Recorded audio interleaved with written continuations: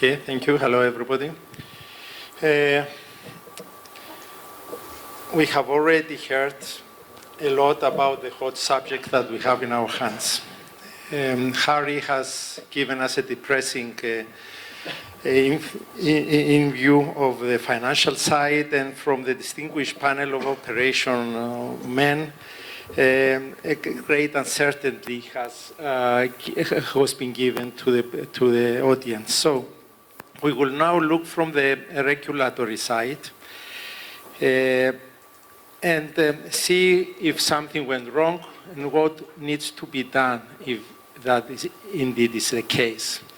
No need to introduce the two ex-ministers of the Shipping Deputy Ministry, and Natasa also was Ministry of Energy, a related matter. So, Vassilios, I will start with you. I have special permission from Natasa to skip the ladies first rule.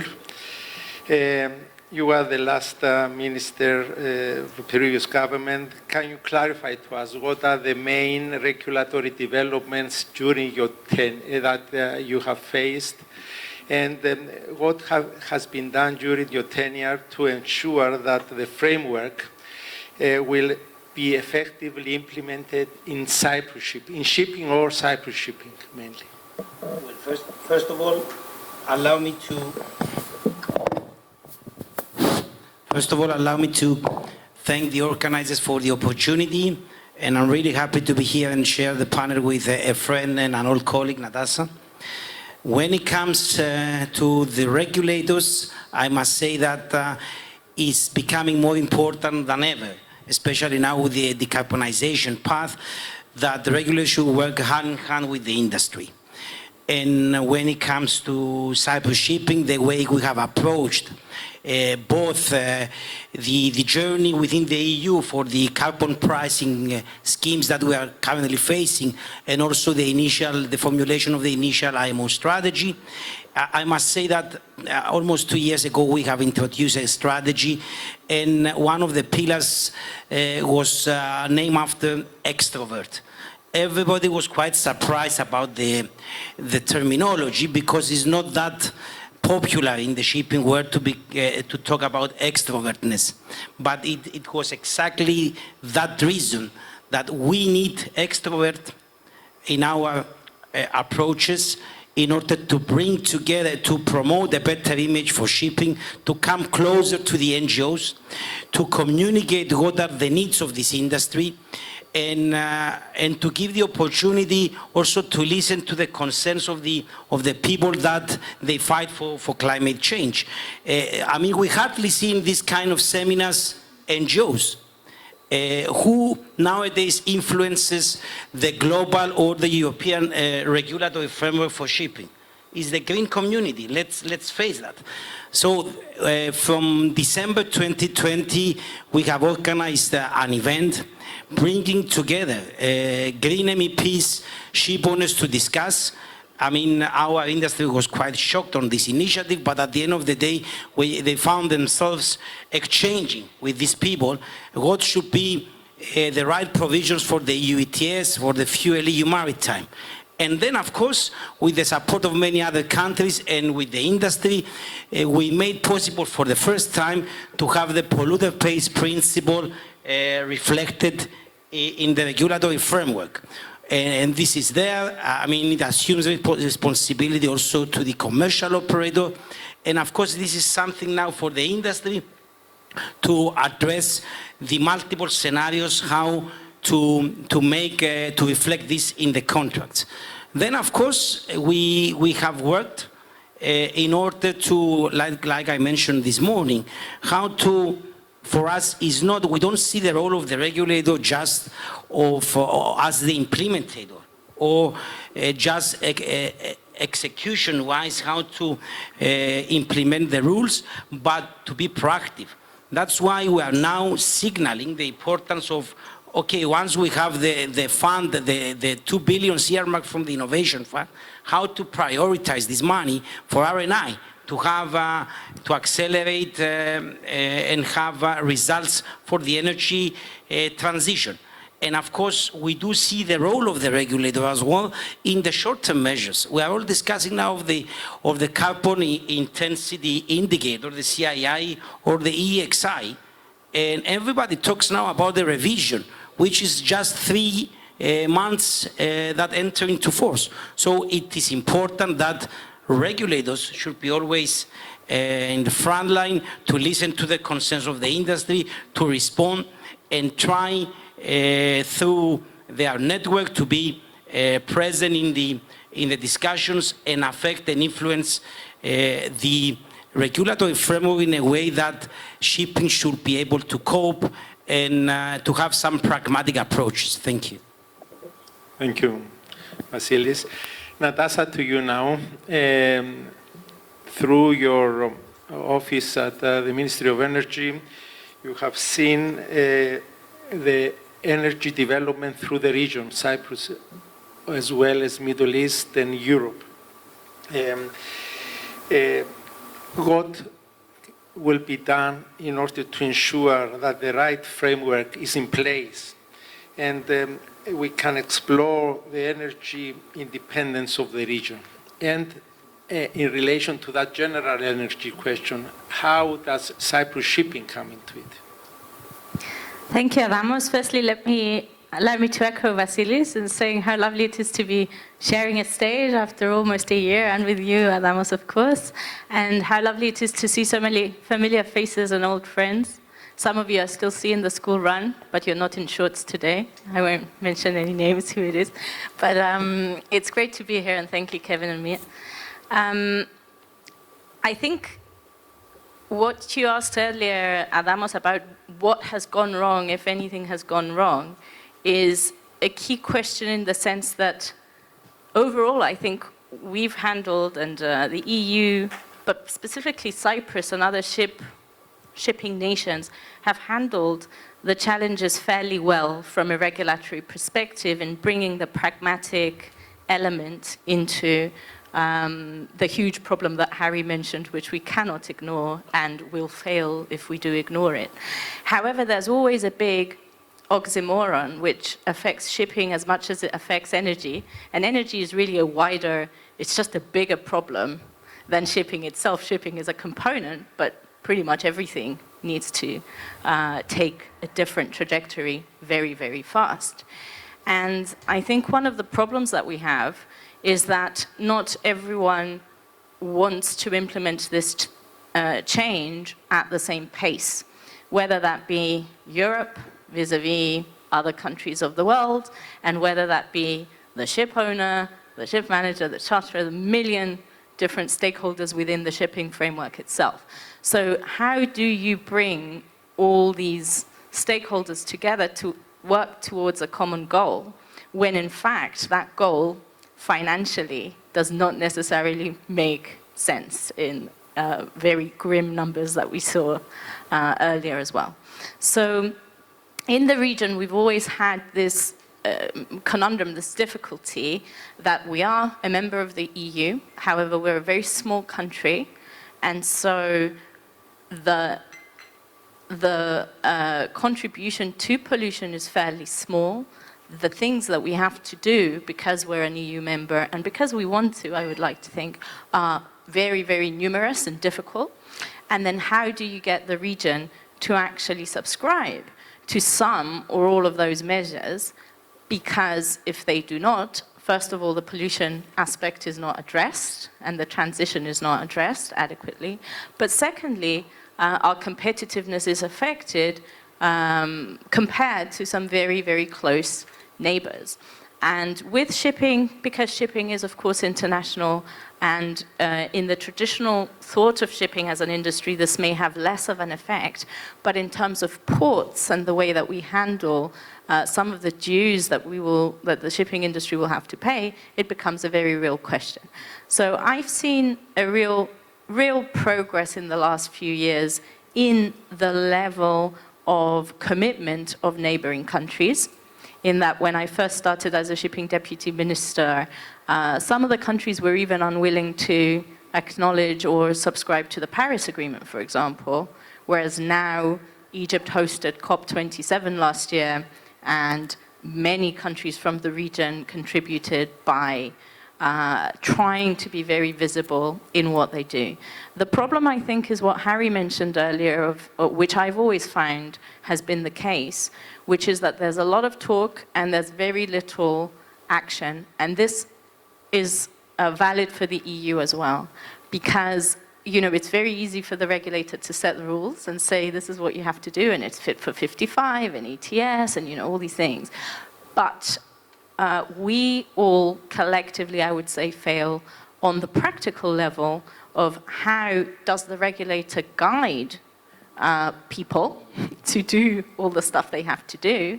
And then if the responsibility lies with those people, in our case, the shipping industry, how do they implement it if they have no knowledge or specialization in the specific subject?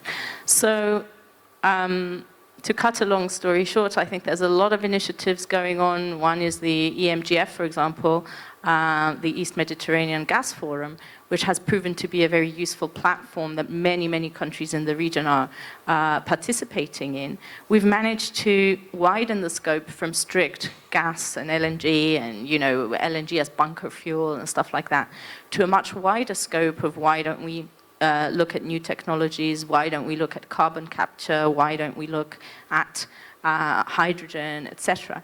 But I would say that the real challenge, as I said earlier, is how to implement these things in practice. And the whole question goes back to financing and Vassilios' point earlier that, you have a limited amount of resources. How do you utilize those resources effectively so that you're not just throwing money around? So we have this innovation fund that's a very useful tool. We have other sources that are, of course, very useful. And I think collaboration is needed internationally, not even just among.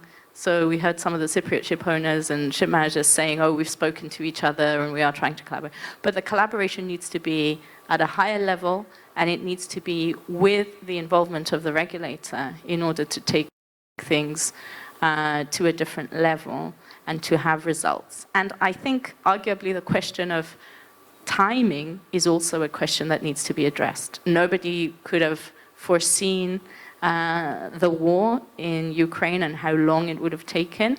And I think the repercussions in terms of even just energy security, even in Cyprus and European countries, let alone other countries, is a big question. How do you align the objective of having energy security with the objective of greening the world?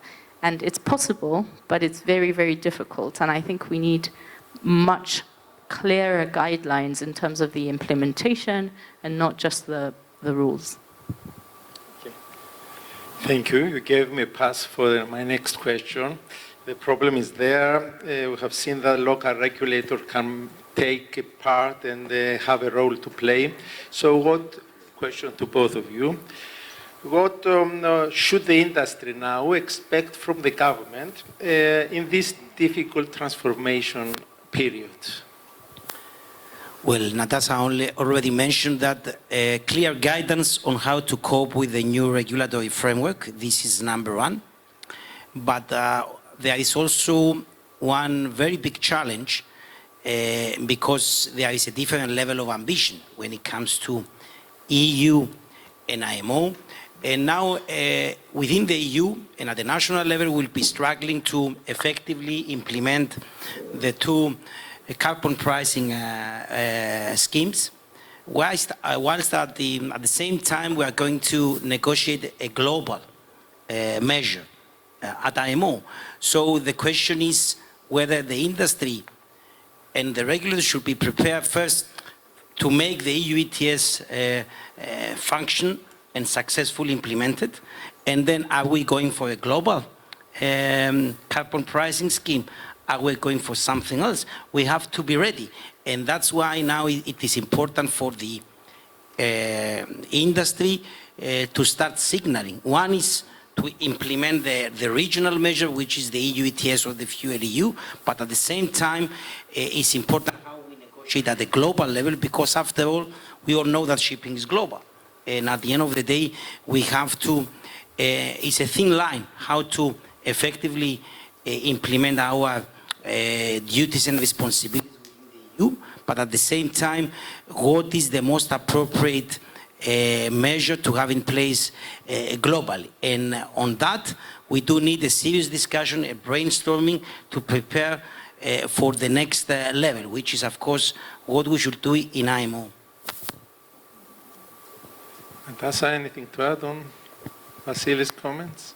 I agree with that. I think the point of marrying up, having a global level playing field with, what needs to be done is a big, big question, and that is the role of the IMO. And I would agree with, I think Harry mentioning it earlier, that the IMO needs to come out of its traditional role, which has done its job for many, many years, but it needs to challenge itself, come and sort of break the norm and start becoming much more proactive in the way that they do things. And I think that's not just the IMO, it's also the whole of the UN and its different components, and also having attended a couple of COPs now, I would say that this is something that needs to be done on a global level. Unfortunately, a lot of the countries are at very different stages, and so when you have these global fora, it's very good to bring people together. But Vassilios made a very good point to me earlier, that if we spent even half of that money towards decarbonization, we'd already have a lot more money available than what we do now, because a lot of energy goes into stuff that doesn't really have the result that we want. So who is going to take that next step of putting all the dots together and creating a meaningful path that people can follow clearly? And I think Vassilios is right that the industry has a great role to play in that, because regulation and regulators traditionally have always been there to set the rules. I think it's not in their mindset to go outside of that realm, and it will be difficult for them to go outside of that realm unless they have very clear encouragement, guidelines, and proactive measures from the industry itself. It's very easy from an industry viewpoint to follow what Captain Koch said, or what other people said of let's be cautious and see what the big guys will do, and let's be cautious and invest in what we know works. And probably if I were a ship owner, I'd do the same, because that's what your gut feeling tells you to do in terms of what you know how to do and what you know works. Even if you were to do something disruptive today, how would you even find practically a way of doing it? Say you have this amazing ship with whatever, ammonia or whatever fuel, where would you refuel? How would you operate it, long term, let alone have a whole fleet and, putting the financing issues aside. So I think we need to be realistic about timelines, and sometimes it's good to have high ambition. I'm a believer in high ambition, but I think it's not enough to have high ambition. You need to couple that ambition with the steps that you need to take.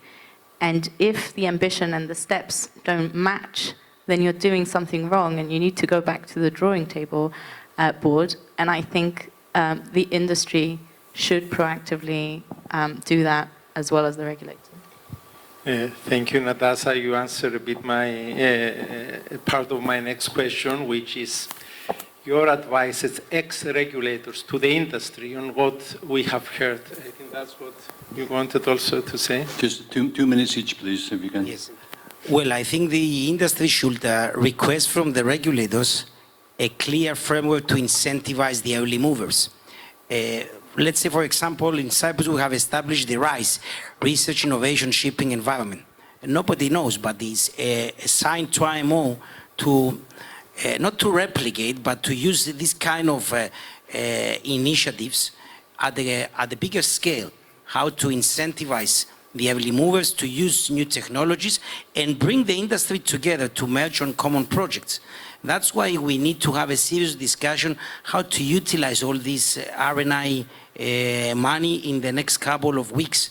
Otherwise, we will just be announcing and stating politicians and the industry that we have earmarked 2 billion the Innovation Fund for Shipping. We will make a global fund within the IMO framework. But who is going to manage all this money? In what way?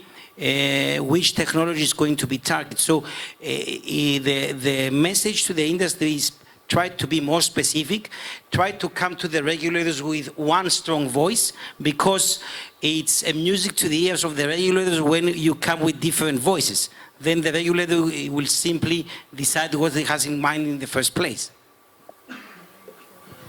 I mean, to be fair, I do agree with that. Just to end on a more positive note, I think, credit is due to the associations in Cyprus, both the CSC and the CUS, have done an excellent job raising the profile of Cyprus shipping, together with the Deputy Ministry, of course. And I think the work that has been done at EXA level is also very commendable. And I think that's a very good starting point on which to build. I think Cyprus has a role to play, and we should be looking at Cyprus specifically, but we also shouldn't limit ourselves to what Cyprus is doing. Our role is international, shipping is international, and the suggestions that need to come need to be very much in that mindset and in that framework of how do we make things work on a wider level, rather than always thinking, in a flag-driven or sort of Cyprus-centric way, which is also good, but it's not the only thing that's out there. Okay. Thank you both. Adam, let's see if there's any questions from the floor, please. Yes, sir. It is crystal clear that the IMO has set targets which are not achievable at all. 2050 is out of question. But the industry also did some mistakes. We have very strong associations like ICS, like EXA, like UGS, like CSC, and last not least, CUS. But we are missing one voice. This is maybe our mistake, and we have to think about it to combine all the different views into one. The aviation in Brussels is very strong, and they get whatever they want. But we have too many voices, in my opinion. I couldn't agree more. If I'm allowed to make a comment, actually the ETS has been based on the aviation model, and a lot of the weaknesses that we find in the application of the ETS in shipping is because of this very fact. And I do agree, unfortunately it's an international phenomenon, but even if it could be improved upon in Cyprus, that would go a very long way here. Well, indeed, the industry is fragmented, that's for sure. Take this one. Well, the industry is fragmented, that's for sure. Compared to aviation, we have so many actors and players.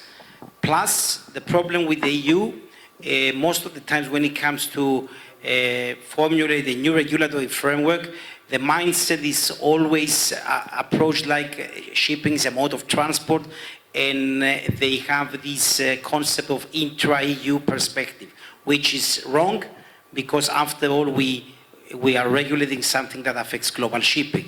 And this is another point to have in mind, that perhaps in the new commission, when it's going to be formulated in next year, we have to think whether shipping should be as part of DG Move in the mode of transport, or as part of DG Trade, because after all, as shipping we transport more than 80% of global trade. That's why we should have a different perspective when it comes to the regulatory framework in Brussels. Thank you. Do you have a final question? Yes.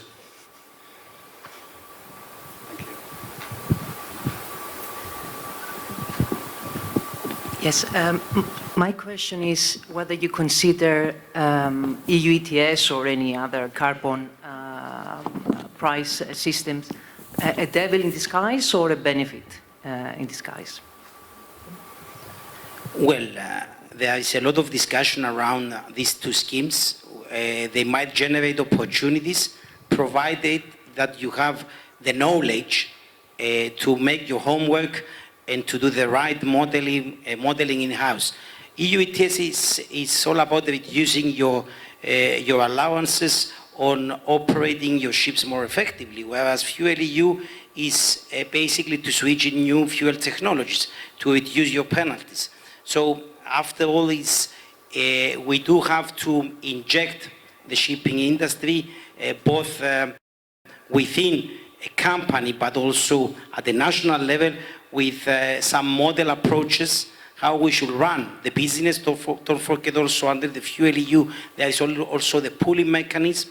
So there is a lot of discussion around that.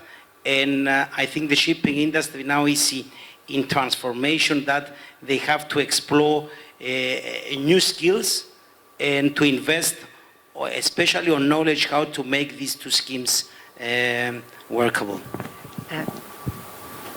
Very quickly, if I can add, now that I'm no longer a member of the government, I think I can easily express my view that ETS is very problematic in the way that it's been designed. I don't think that it has been tailored to shipping adequately. I think there could have been a lot more creative and effective ways of handling the green transition that, as Vassilios said, could have been much more concentrated on shipping if there was an authority that was looking at shipping specifically.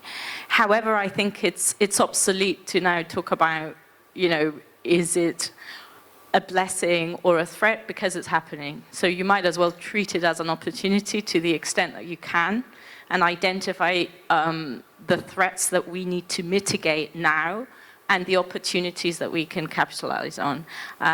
It's still subject to some change. I guess it's still, hasn't been implemented yet, hasn't been finalized yet, will probably be modified many times once it is implemented. But certainly there's a lot of room for improvement, in my view. And I think there is a paradox, because we will spend time, money, and human resources to make it applicable and effectively implemented, but at the same time, turning our eyes at the global scene, we might be looking for something else. So this is very challenging for the regulators and for the industry, because we will be spending the next couple of years to make EU ETS function and workable and effective, and at the same time we might be looking for something else at global level. So we have to decide. Yeah, just would like to point out that at the end of the day, the industry players will just pass the cost to the consumers. So like in the aviation industry, we're going to pay, we want to fly somewhere, the price increase, so it's going to go for the shipping. So basically, yeah, the price will just increase. That's why you need more of the greening community attending all these conferences. Okay, so unfortunately we're out of time. So I'd like to thank Adam and Natasa and Vassilios for a great discussion. Thank you.